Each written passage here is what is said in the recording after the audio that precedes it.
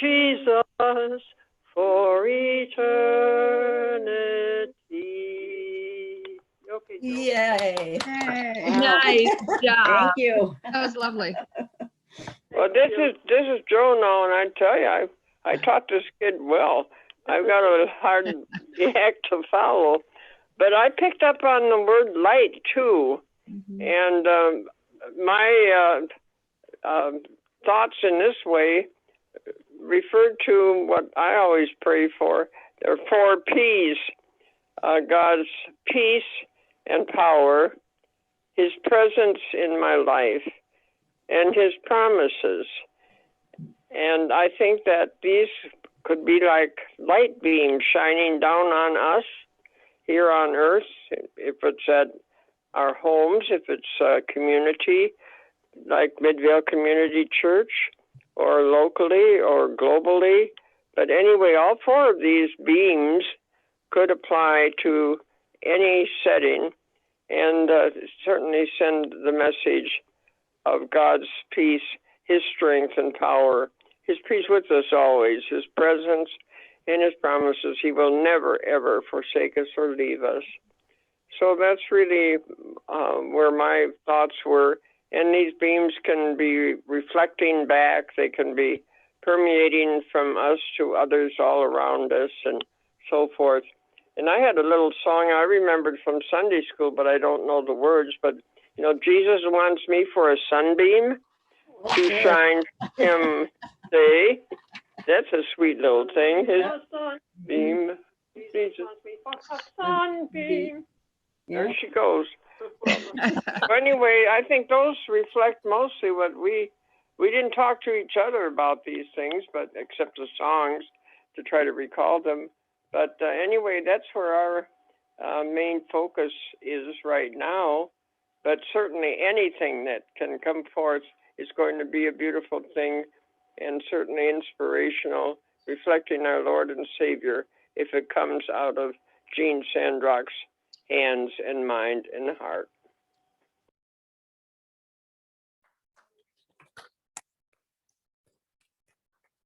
Talk about a tall order. So we have the ideas from Joe and Jan, but then the committee started to chime in some of their ideas. And what they said they'd like to see was they wouldn't mind seeing some abstraction. They wanted bold colors, and they wanted a connection with the real world in some way from this piece of art. I had to add some of my own. I wanted to see interplay of colors, an understanding of the theme once you saw the work, textures for interest, and movement to keep the viewer involved. So lots of things for me to begin to think about and to start considering. So what happens to start the process is I started to look at photographs. I looked at a lot of sunbeams and sunrises. I looked at different kinds of photographs from different viewpoints. So that was a wonderful beginning. And during this March and April of last year, it was the inspiration and design time. And research also came from biblical references. I wanted to tie in some kind of secondary title, a subtitle to the work. Light of Life came into being right away, but that was very important, that part of it. And in the biblical references, I was looking for God's light, references anyway to light. And also, I had the idea to include a companion work, which you see next to the piece that's there. And the companion work, the purpose of it was to tie in Midvale's history and also sort of to explain the work. I think it's always good to have a way for people to understand what you were coming from when you created it. And one of the most interesting concepts that I came upon and which really resonated with me was a Celtic Christian concept called thin places. And the Celts believed that physical locations existed in which God's presence was more accessible than elsewhere. Places where heaven and earth seemed to touch, where the line between holy and human met for a moment. What a wonderful concept. What a wonderful idea that is. Could I possibly create someplace like that? Oh, this is when the fear starts to come in. It sounds wonderful. It sounds amazing. And to me, it kept saying in my head, how can we show the essence of God, in the work? And so these are the things, March and April, I'm thinking through all of these things. And then in the next slide, you'll see, as we see in this beginning one, the colors of Midvale. The art glass is stunning. It is an amazing inspiration. And as a collage artist, I'm trying to think of ways, papers and things, and you saw that a little bit, and you'll see more of it now in the next slide. A paper collage artist builds my palette by pulling papers that I might use in the work. And you can see how far I took this. I had the actual photos that I'd taken of the art glass, and then I tried to match it with colors. So just as an artist puts a palette out and puts dabs of paint, I'm putting papers out. And so I know in the greens, how many greens I have to work with, or what I would plan to be using in the future. And so the colors did influence my paper selection. And mind you, all the time that I'm doing these kinds of things, I'm either going over to the twins to show them the kinds of things I'm doing, or I'm talking to the committee, or I'm sending emails to them before the presentation. And so another inspiration that I had came from my own work. And if you look up in the upper left, you'll see the skyline of Milwaukee. And that was a work that was done more in the Monet and French Impressionistic style. And so very much of their light and the use of light was important to that work. You'll see kind of the building of it. And the middle picture is the background painting that I did that went on the background of the work itself. And so a lot of times I'm using color and the lightness of color to begin the work. And the painting is done on Unryu paper, which is from Thailand. It's a very strong paper, but it's very lightweight, almost like tissue, but it has fibers in it that are very strong. And it became the base for this work, which is called Sunset Dances. And it became the underneath thing that was used for that. The other thing you can see in this slide in the middle picture is that this one was put on a wooden board, just like you see up here. This is a cradled birch board, and they come just raw wood and very strong. I've started to produce a lot of my works on them because I like it gives a great presence to the work, and it allows me also to work on the edges. And I love pulling the design all the way to the edges. But this isn't ready to go. So while I'm trying to be inspired and while I'm working on the design, I have to prep the board. And the board needs, first of all, 2 coats of matte medium, which is a sealer. It's a raw board, so it's not ready for me to put stuff on. So you have a coat, you paint the front, the top and the bottom and the 2 edges, you let it dry, you sand it, and then you start again with a second coat.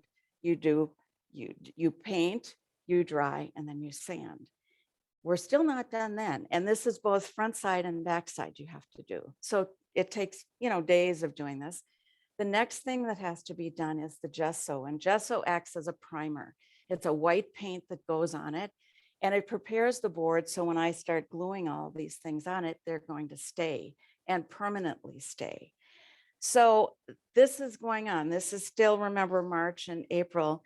And by late April, I'm to have for the awe committee the designs. I was going to present 2 designs to them. And so, thank you, Paul. You'll notice that this one becomes the design. I presented 2, but this is the one that the awe committee liked best. And you'll see inspiration was the beauty of God's creation. It features light, the influence of our world, the colors of the spectrum. Jan's words kept playing over in my head, and I remembered that. It shows light and the beauty that God brings to our world. And when we looked at this, and we were met, Pastor Blake was there as well. As a group, we chose the second Bible verse. I had 3 for them to choose, but they chose Psalm 19:1, and that states, "The heavens declare the glory of God. The skies proclaim the work of God's hands. And so they determined that they liked that, but they weren't sure that they liked the proportion of this work. So they asked me to move on to some other suggestions, which we'll look at in a minute. But I want to talk about this little sunlight down in the bottom. Experimentation is also a big part of these collages, and especially, as Carolyn mentioned, the journey of them. I have to practice some things first. I'm not sure what's going to work and what's not going to work. So Paul, you can do the next slide, because this one shows some of the questions I asked myself. How was I going to represent sunbeams? I hadn't done sunbeams before. How much gloss would I need? Could I use metallic colors? What was going to look the best? How could I use Joe's words? You can see I tried to use those. Unfortunately, I didn't think it was too successful. Kind of looked like a bad 70s poster. And I really didn't think that was something that I wanted to do for this work.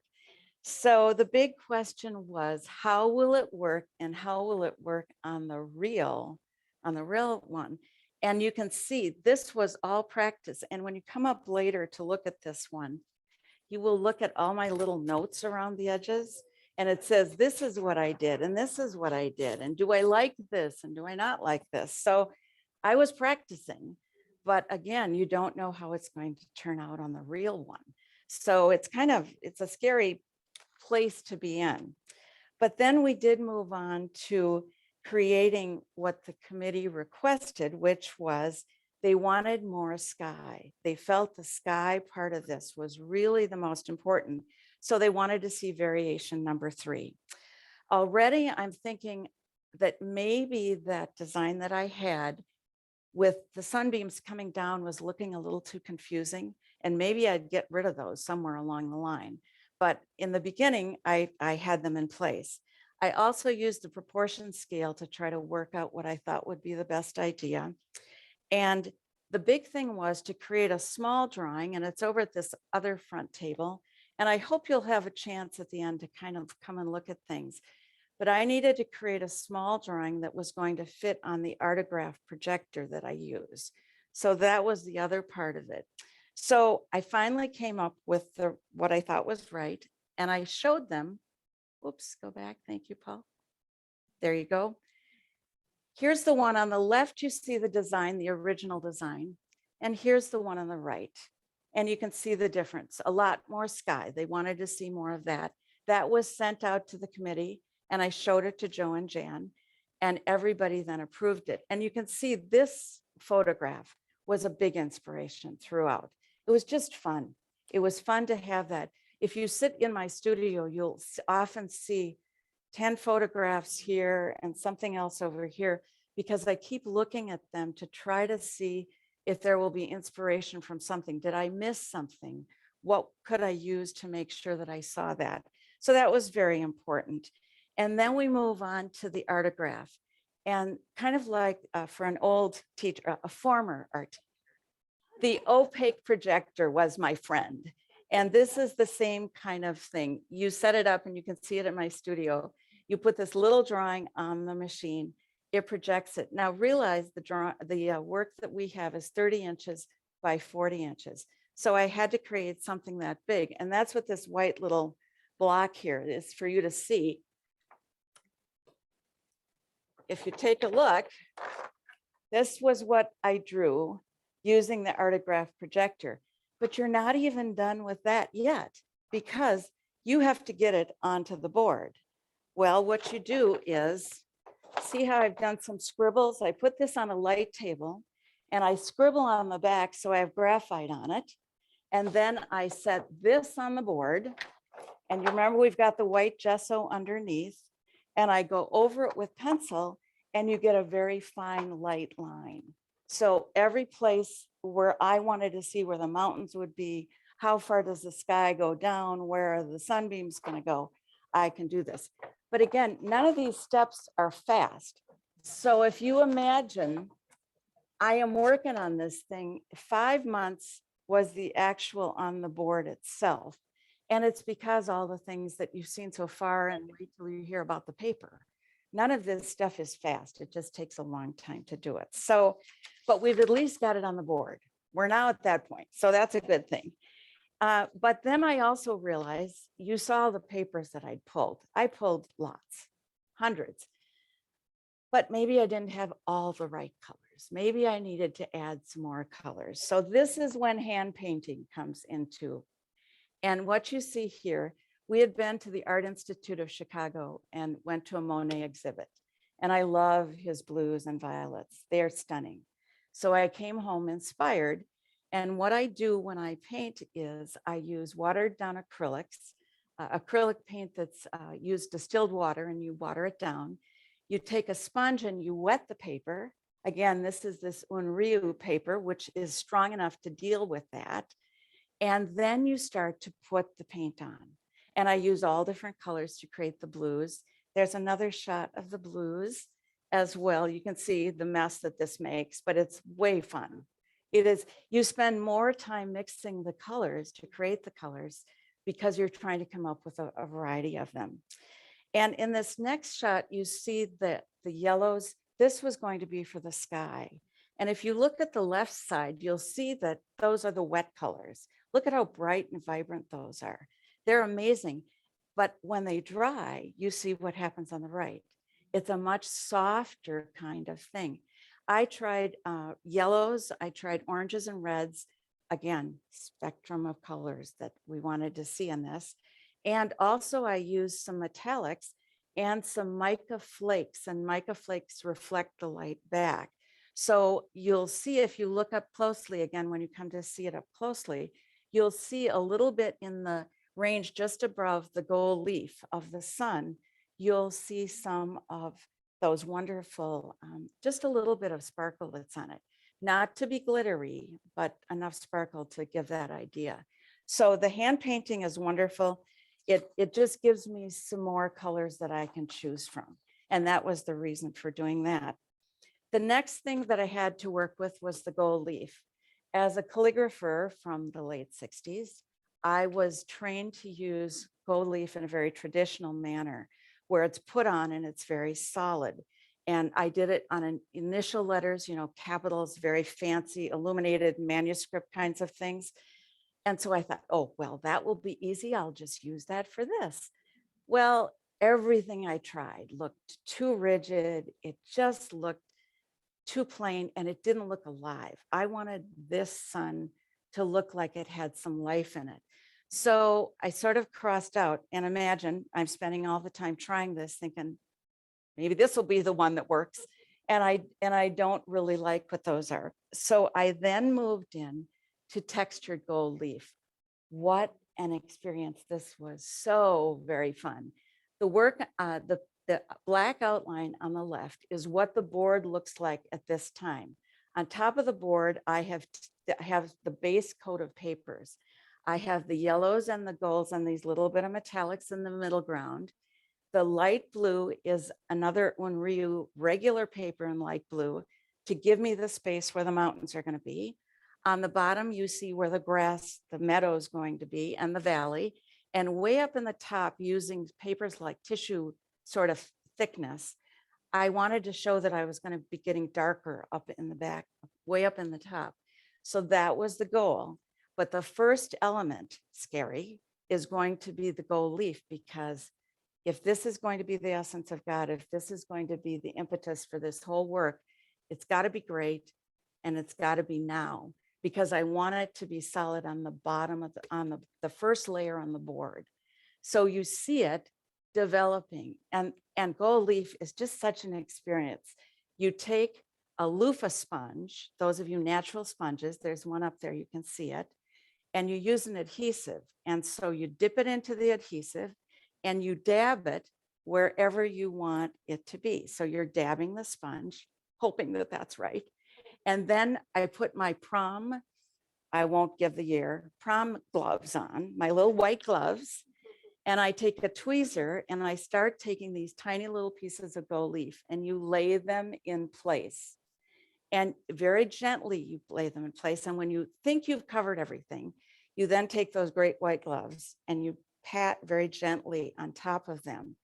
And anything that doesn't attach itself to the adhesive will be able to be removed. And you'll see the little brush in the bottom there. It's a very soft bristled brush, and you brush it over it. And then you take a feather and you brush all of that off. So this was what I'd come up with. And I thought, oh, I was very excited because I think it has the look of the abstraction that I wanted it to be. But you're still not done because it needs 2 more coats of a varnish sealer. You then very lightly with a brush, the day after you put that on, you let it dry for a day or 2, and then you put a second coat on. And the purpose of that is to prevent it from tarnishing. So hopefully I have done a good job of sealing this in place, but now this is this pristine area in the middle of the work, and I've got to work all the way around it, going up and going down to finish it.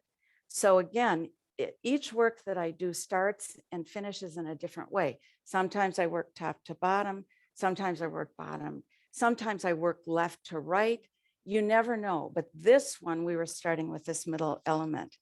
So for those of you who don't know very much about how my work is done, I'm going to show you a 2-minute video from my website. We have a son who's a lighting designer and a video guy, and he put together a 2-minute start to finish of Denali the Mountain, and that book is up here. A friend had asked me to do Denali as a collage, and I think you'll see quickly what I'll be talking about as we come forward.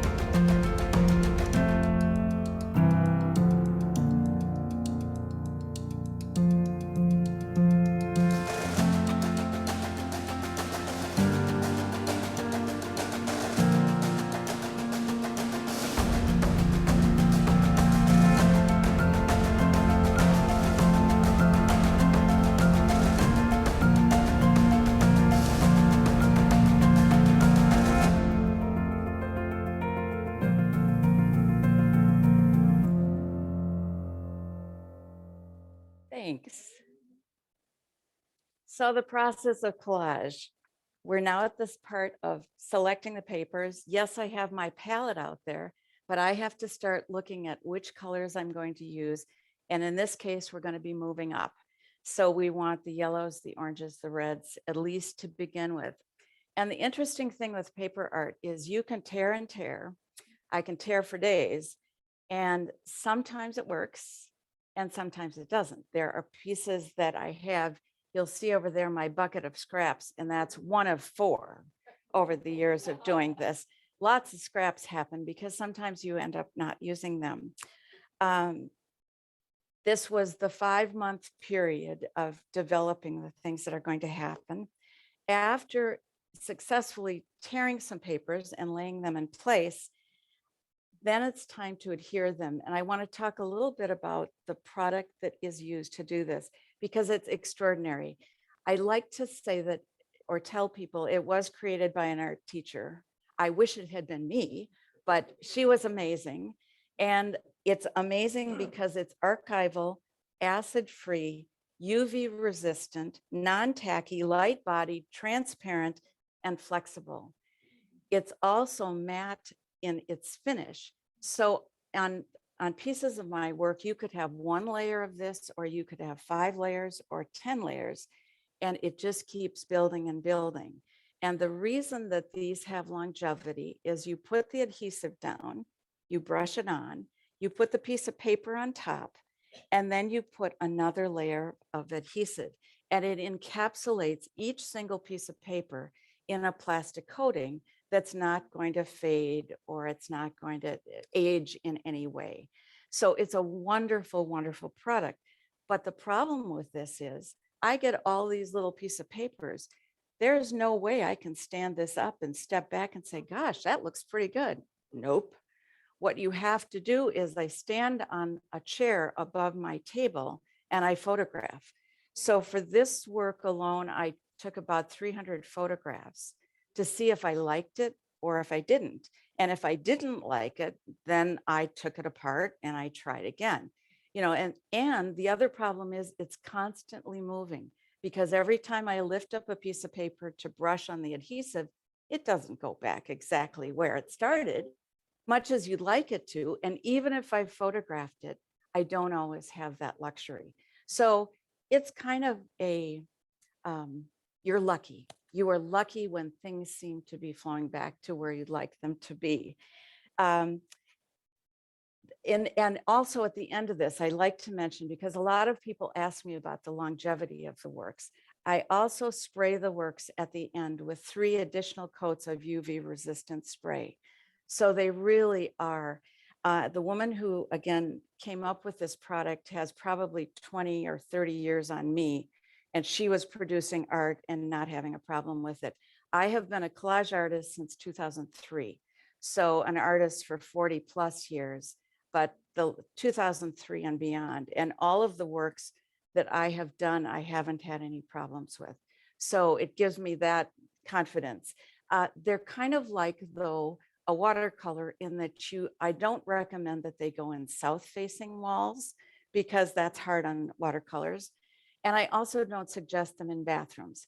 However, I have my first collage in one of our bathrooms upstairs, just to make sure that when those showers are taken and things are happening, nothing happens to it. And I've never had a problem with any of them. So it's good.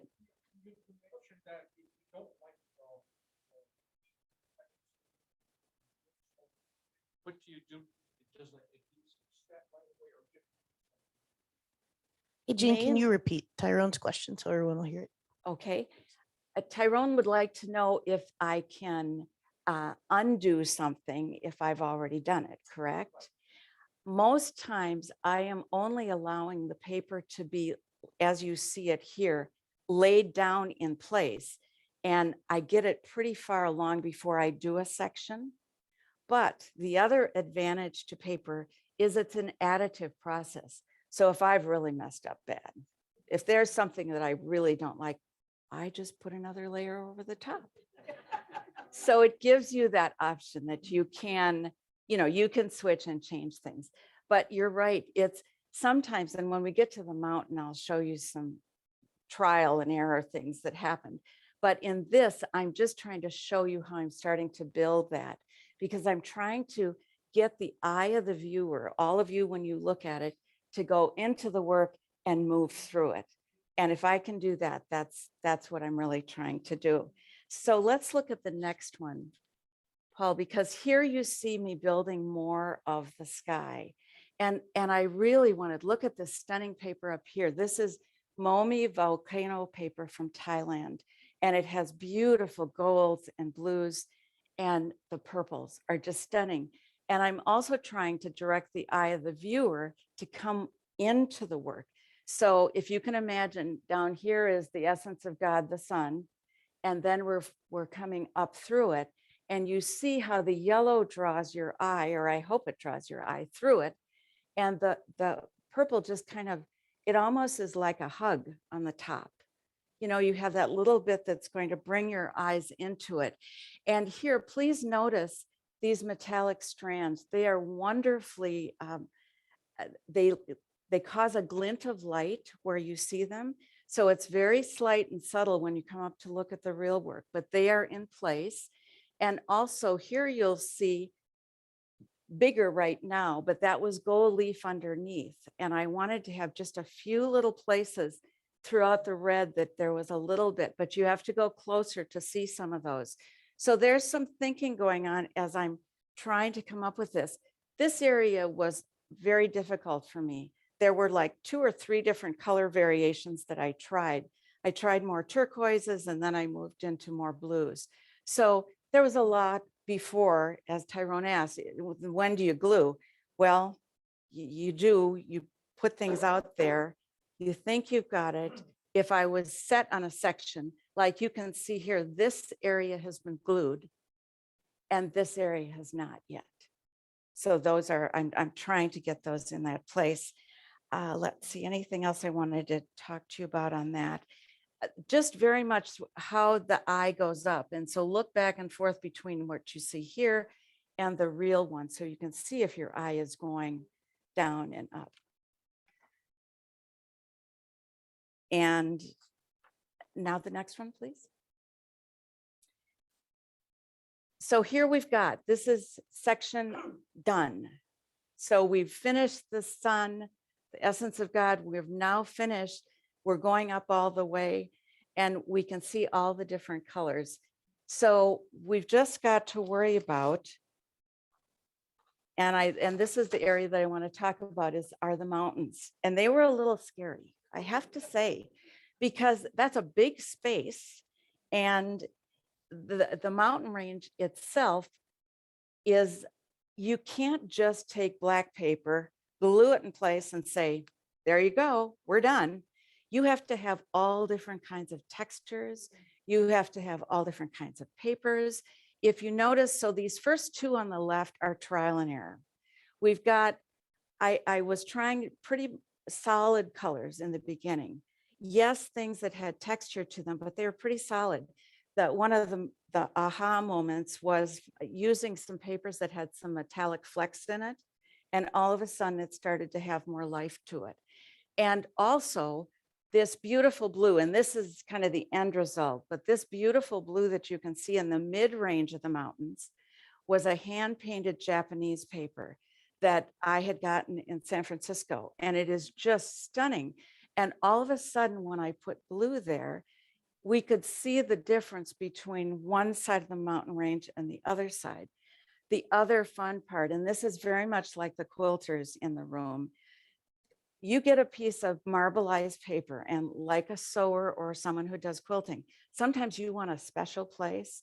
So I kept moving around the striations, and also look how I got the gold to be on top of that mountain. All of those are special parts of the paper, and you don't want to tear until you're really sure. Same thing for a sewer who doesn't want to cut at the same time. So I am not making any strong decisions on this stuff until I get through. There were 2 days. This is one of those God moments when I was pretty frustrated and I didn't really know where I wanted to go. And the next morning when I came down to my studio, it was like, oh, I could try this.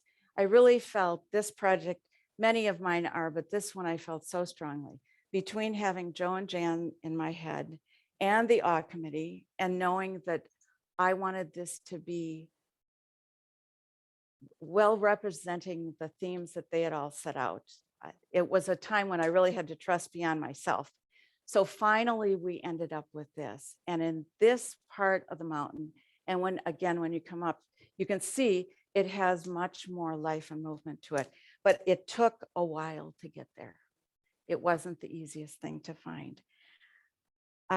So here we've got it in place. This is the final one. And I was trying to create that thin place. Could I do it where heaven and earth meet? Is the essence of God shining brightly? You know, those are the questions I'm asking myself throughout. And I do think I felt very much Joe's words here. It was the promise, presence, power, and peace. I think those are just, those words will never, ever be the same to me because I felt them throughout working on this one. It just was very important. And it was a wonderful reference point. They were so clear and articulate when they spoke to us that we wanted to make sure that those were seen. So now what's next? Well, we've got the foreground. We're still not done. So we have to move down to the foreground. So look here, there's a little jar that's holding this down. This is another one of those Momi papers. It's done in greens. It was stunning. I thought, oh, that'll be a great idea. I'll tie in with the purple's up above. But this kind of looks like a bad wave. You know, so I thought to myself, well, that doesn't really look quite right yet. But then look up in the upper left, I started to play with more papers. The green Kozo paper on the bottom looks like grass. It is so much like grass. It's very believable. And then the next green, kind of in the middle of that one, when you look, this is Japanese Oguro lace paper. And it is also beautiful. When it's torn, it has just such a beautiful quality. And this paper is a favorite. This is a Kozo, and it's up here. And you can see that this beautiful paper is just amazing. And it's almost tissuey paper in the background. So I could cut the top fibers to look like tall grasses.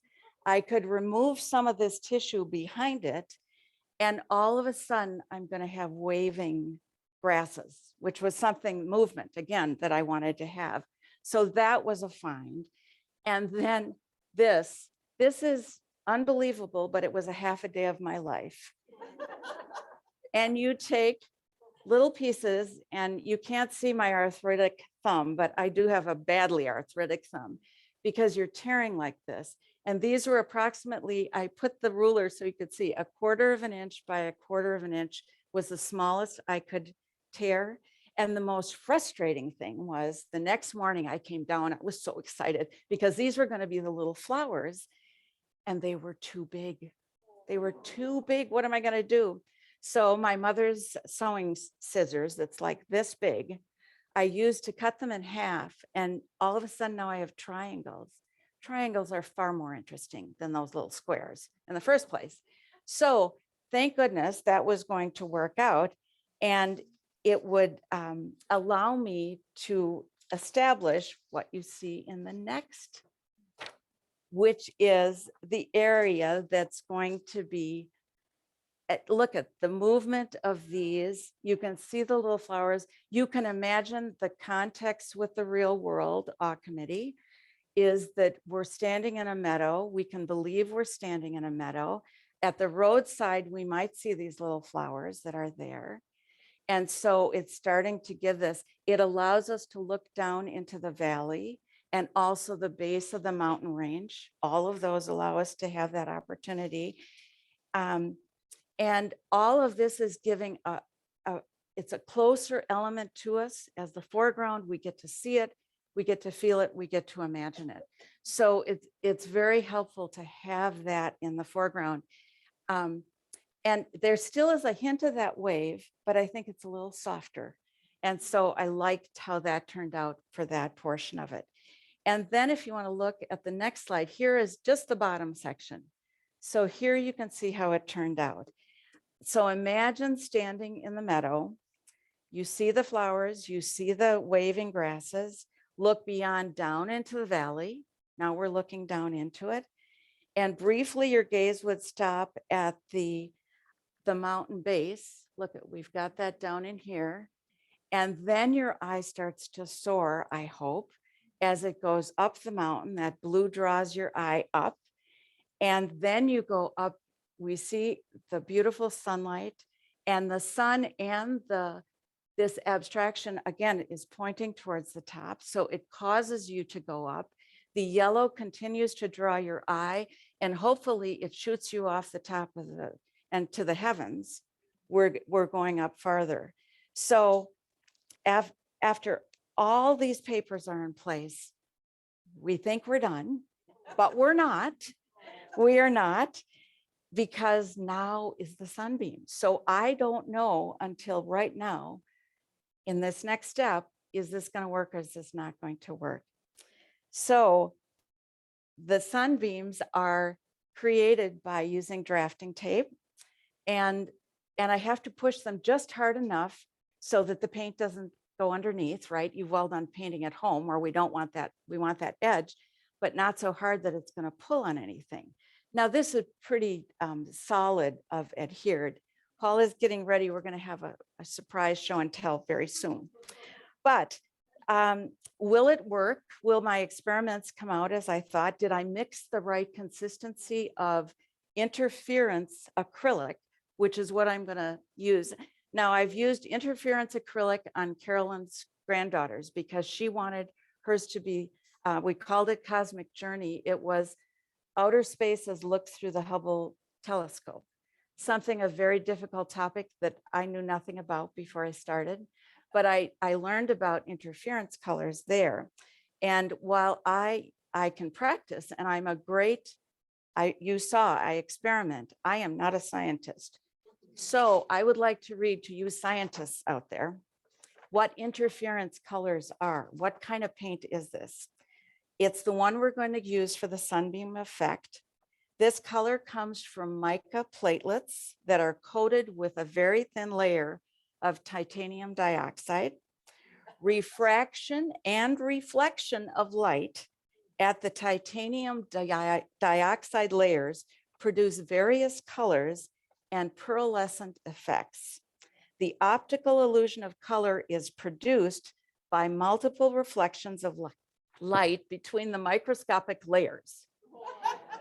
So thank you for understanding. I have to read that. But what I want you to see and what an artist cares about, Paul is going to show you there will be places where you see the glow and the flash of color. Now hold up your hand. If you see the flash of light right now, hold up your hand. And watch as Paul goes. As he goes, you are going to see differing amounts of gold and the color. And that's the combination of the gold leaf of the sun, and it is the sunbeams created with this interference color. This is now, we only wish Paul could be up in the Tokay entrance. Paul could be there, just doing this for us. But what I want to tell you, and I'm hoping you will be the people that will teach others, is that this is the experience. What we just show you was the forest flash or the glow of the collage. But you will notice this in the Tokay entrance because we are so lucky. We have a natural light there. And there are going to be days when you walk by that, it is going to be as much of the glow as you saw it right now. And so please continue to walk by that work and try to catch it at a time. Jan brought her niece, and the day that she and her niece were up there, it was so stunning. They took pictures for me. And I have caught it at times when it is absolutely stunning. And what it shows you then is, and what I believe it shows, and look at this, because this was one of the photographs we got. Notice how the sun's spill adds reality, almost like the fog spilling over the mountain, or God's presence coming into the world. If we could believe that is what this represents, then that will give us the understanding that we've been successful in trying to create that idea. So with that in mind, the finishing touches, what are those? Finishing touches are wrapping the collage to the edges. I have to make sure all this stuff is down. And if somebody does peek on the side, it's really fun to see what's happening on the sides. I chose not to sign it on the top. I felt it, I didn't want to distract with a signature. What's important is the work. And so it's signed underneath. So if you ever want to see it, you can peek at that. I then did those 3 coats of UV resistant, but because I had my fancy dance gold leaf in the middle, I had to make a parchment paper protector so that I didn't mess that up. I didn't want any clouding of the brilliance of it. So all of the parts that are the sun had to be covered with parchment paper before I did it. Spray, let it dry, spray, let it dry, spray, let it dry. And then the next step, still not done, was the companion piece. And that's the piece that's next to it. It summarizes the story behind the work. It's done in italic calligraphy with gold leaf or gold caps. I'm sorry, not gold leaf, gold caps. It provides a historical reference and highlights what I feel to be Midvale's walk in the light. It begins with Pastor Sig Sandrock, my father-in-law. And the verse that we chose to use was, while I was working on this project, I used Paul's Bible for I was going through it. And in the back cover was Paul's dad's confirmation Bible verse.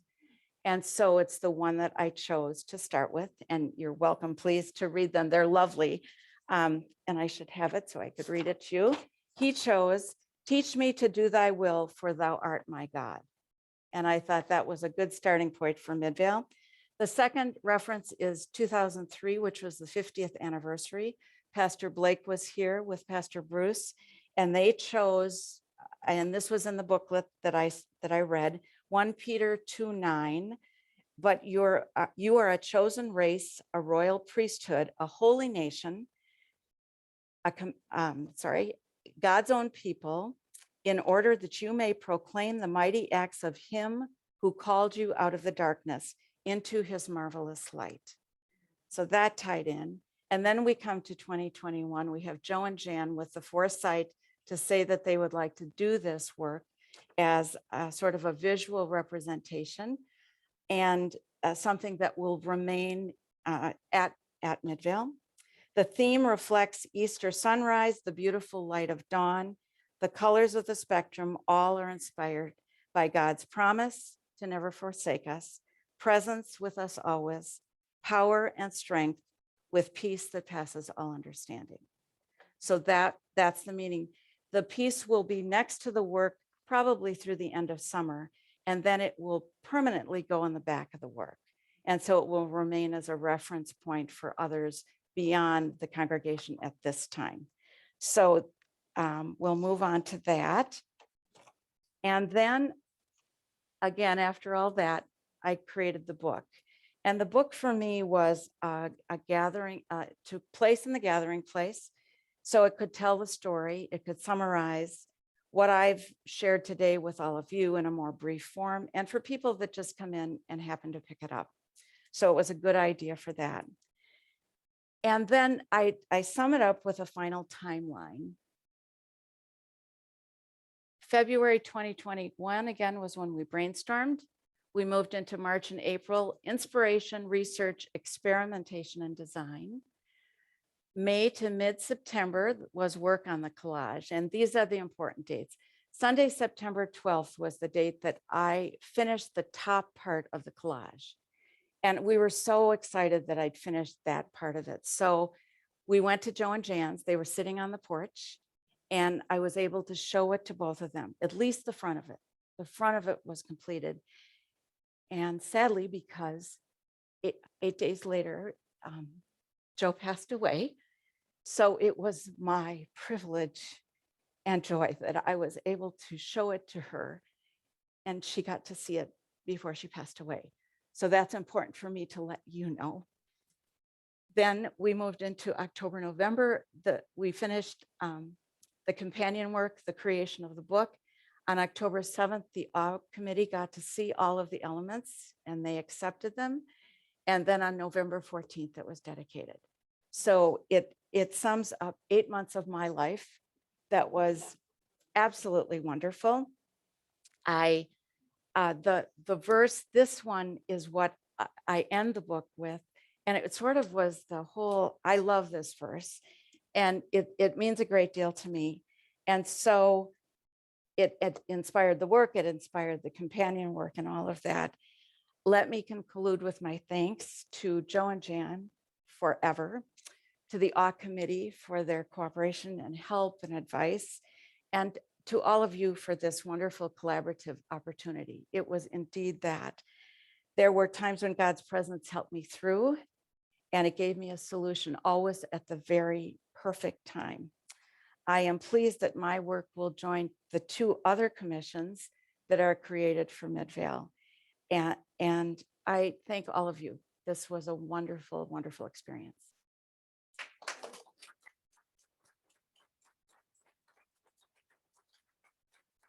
So questions, any more, or did I tell you more than you ever wanted to know? If there's anything, please do. You're more than welcome. There's so much great paper. And I do wish we dragged all this stuff out here, so I hope you come, but.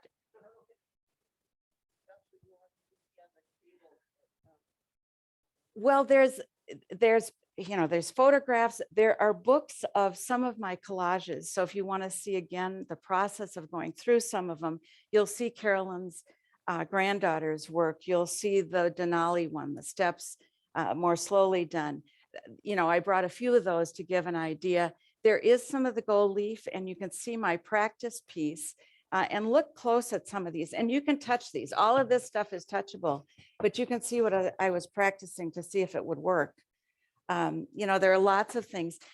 And I was, old art teachers, we like to show and tell. There are things, there's the perfect paper adhesive. Check it out and see what it does. My design that went on the Artograph projector is up here. You can look at these. These are sort of ends of collages that I didn't use. Sometimes I cut them apart and use parts. You can see what they're like. You can feel what this is like. You can see that there are many layers, but you really can't see the matte finish stuff at all. So that's kind of interesting to see. And here are the papers. Oh, please look at the papers. They're so stunning. They are beautiful. And this piece, I even mounted it because I will use this forever. It's a teaching tool for myself. So you can see how I tried different things to see if I could make it work. So it just was fun. And this was done some time ago, but it seemed terribly pertinent right now.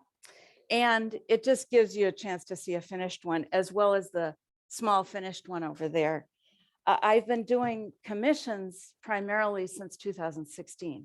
So I have been kept busy, and the journeys people have taken me on have been everything from memorial gifts to, graduation gifts to people's retirements to people who traveled to Norway and wanted to remember a fjord that they'd seen. So they gave me a photograph to work from. So they're fascinating, and each story is different, and I love the stories. So it's just really interesting. But I can't thank you all. I know it's a big deal for all of us to be down here in one place. I will put my mask back on, but thank you for letting me do this with people's faces who I do appreciate and who made this much easier. Thanks. Thanks, Jean. I'm not too much of an artist, but this helped me. I just, until I saw it, just a picture, I know. Well, no, really. And then I'm sitting there and I'm thinking, yeah, that does have some life in it. Okay, then I've been successful. Yes. Then I've been successful. Thank you. That's neat.